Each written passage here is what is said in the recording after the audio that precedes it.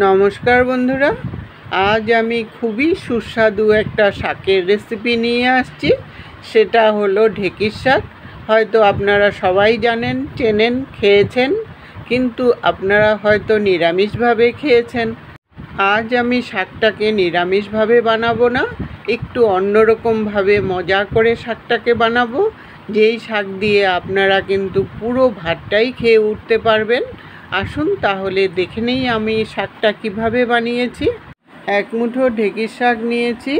শাকগুলো কিন্তু খুবই ফ্রেশ, আর এগুলো বাজারের শাক নয়, এটা বাড়ির শাক। বাড়ির বলতে মাঠের ধারে কাছে যে শাক হয় সেইখান থেকেই তোলা।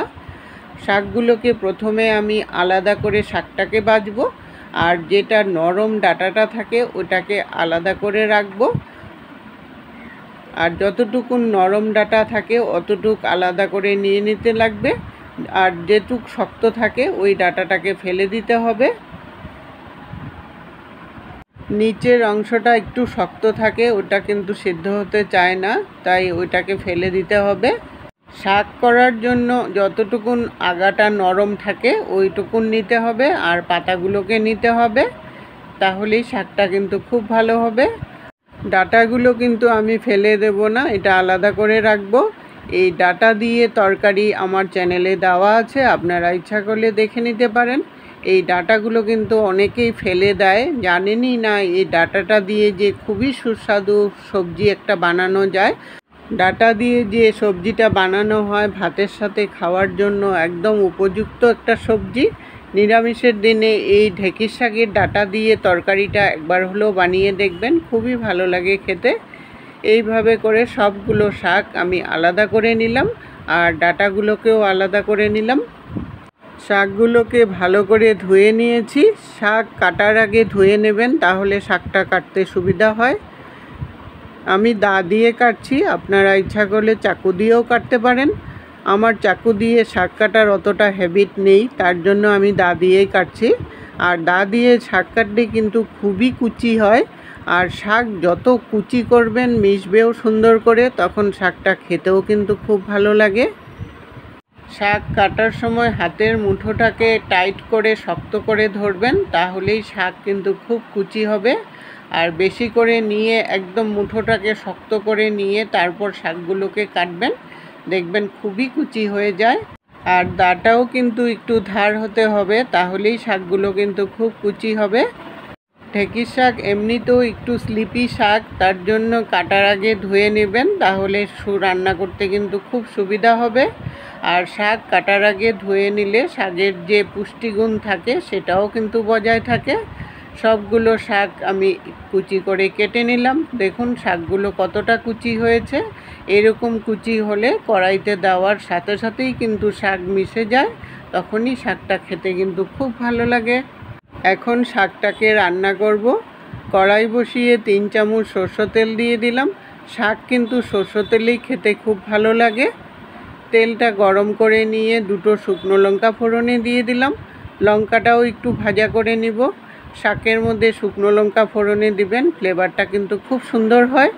লঙ্কাটা যখন ভাজা হয়ে গেল, 1/2 টিস্পুন কালো জিরা দিয়ে দিলাম। কালো জিরাটাও একটু ভাজা করে নিলাম। তারপর মিডিয়াম সাইজের একটা পেঁয়াজকে খুব কুচি করে নিয়েছি, পেঁয়াজটাকে দিয়ে দিলাম।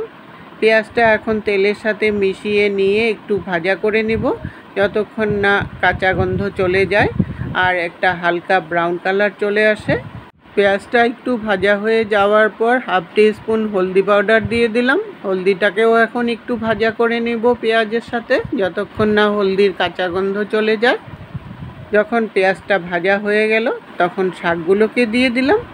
শাকগুলো তেলের সাথে ভালো করে মিশিয়ে নিয়ে এখন শাকটাকে প্রথমে কিছু সময় ঢাকা দিয়ে দিব। শাকটা মজে গেলে তখন নুনের আন্দাজটাও কিন্তু বোঝা যাবে।